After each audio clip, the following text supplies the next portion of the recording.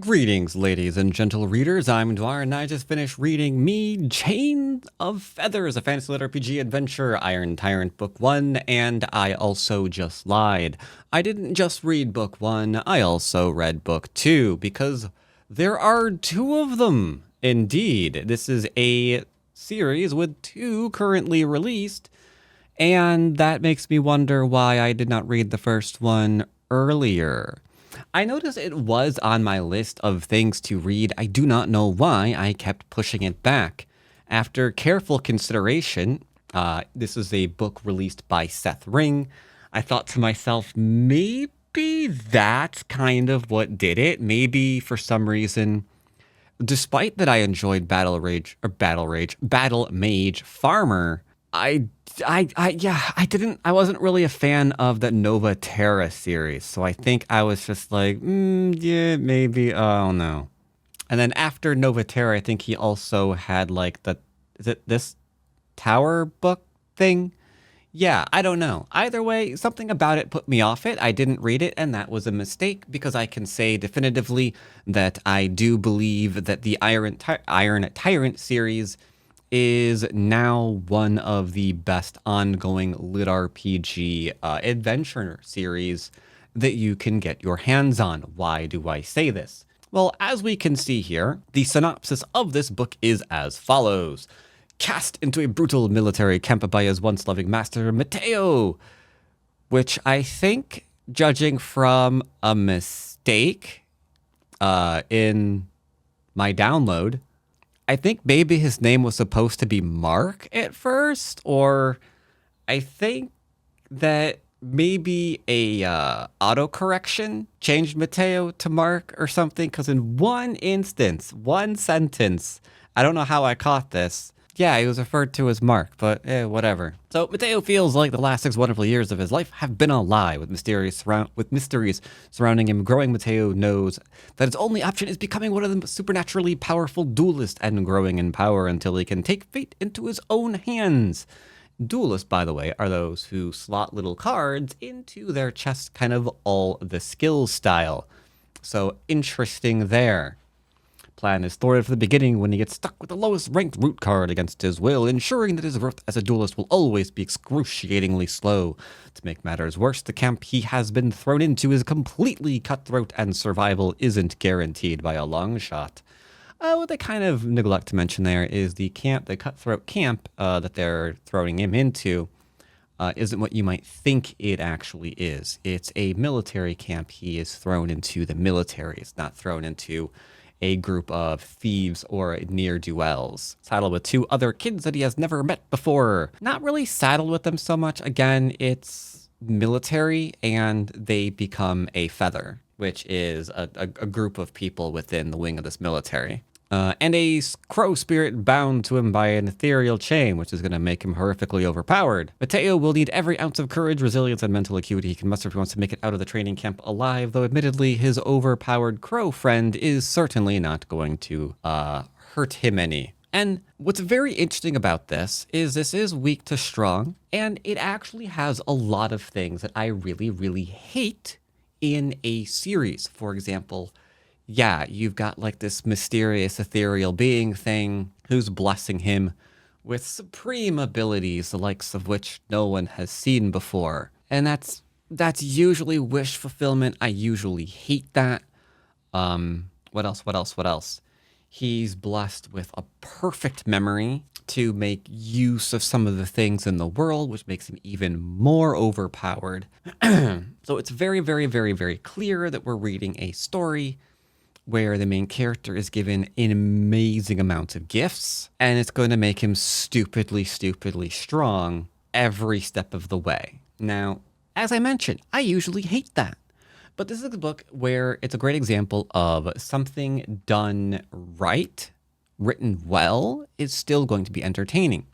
So even though a lot of the ideas in this current story are normally ones I would be bashing into the ground right now, because it's written well, I'm actually recommending it to pretty much anyone who wants to maybe see what Litrpg is all about. So yeah, book 1 is getting a glimpse of how all of these overpowered gifts the main character has been given are exactly overpowered. However, it is. Did they mention it? Did they mention? Did they mention? They don't. So it is an overpowered, weak to strong kind of thing. Weak being in quotations, heavy quotations. But it's done through a slow enough process that it doesn't feel like just brain rot wish fulfillment, right? And that's the difference that a lot of other, well, I was going to say other Litrpg that I won't name, except I probably name them repeatedly on my channel already in various review videos. Doesn't take a genius to know what I'm talking about. But what separates those, in my opinion, failed books from this one is you're given time to realize what's going on. You're given time to realize how these gifts are actually going to be cultivated into a sort of strong foundation for the main character. Yes, he has to deal with being in the military against his will. Okay, that's great. He has to deal with these two other kids that don't feel like yes men to the main character. Another really big thing that so many other books get horrifically wrong. They introduce the two main characters and they know who the main character is, so they're immediately rooting for him. And that's not quite what we have here by any stretch of the imagination. They're kind of just a bunch of slaves who have been enslaved who have to make the best out of a really crappy situation. So because these characters feel like their own characters, because you're given time to realize the importance of the abilities of the main character, because you're given time to see the main character slowly get stronger in his abilities, it doesn't feel like this overwhelming brain rot kind of series. And you're actually interested what's going to happen next, what's the next thing that's going to be revealed.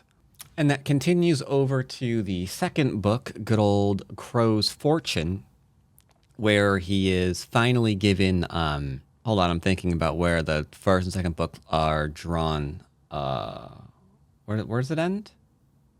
Yeah, he's given his first mission, and then his second mission in this one, he's continuing to grow over the course of these. I think it is, right? Yeah, the infiltration is only part of this book, right? Yeah. Okay, good. So yeah, we're seeing him still growing into his power. We're seeing him how that power is shaping up. We are seeing kind of, push back in various places where the main character is not having too easy a time of it. So there is a struggle. They're giving you something to root for. And it's just a breath of fresh air from a lot of these other series that aren't written nearly as well. Again, despite the fact that, yeah, there's usually a lot of elements here that I'm usually not going to be into. But yeah, here it's done amazingly well. It's done amazingly well. Personally, I cannot wait for book 3 because of where book 2 ends. How to word this? One aspect that he obtains in book 1 is clearly going to be of great value in book 3.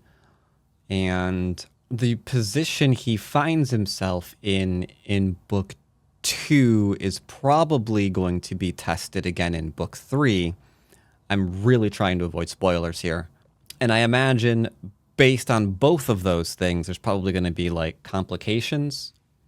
And I don't know if it's going to start pitting him in a more prominent role in the kingdom that he's in, but it's definitely going to be interesting. Is there a date for this? I kind of hope not, because this one just released. I kind of don't want to see, oh yeah, the next book's going to be released in like 2 months or whatever, because then I'm just going to be like, oh crap, that's probably not good. Uh-oh, when is it? May. It's pretty fastly written, but I guess it's only 400 pages, so it's not very long. Yeah, they're not very long. They're only 400 pages, right? Yeah, 417 pages. So about minimum young adult quality there. Or not quality, but quantity there.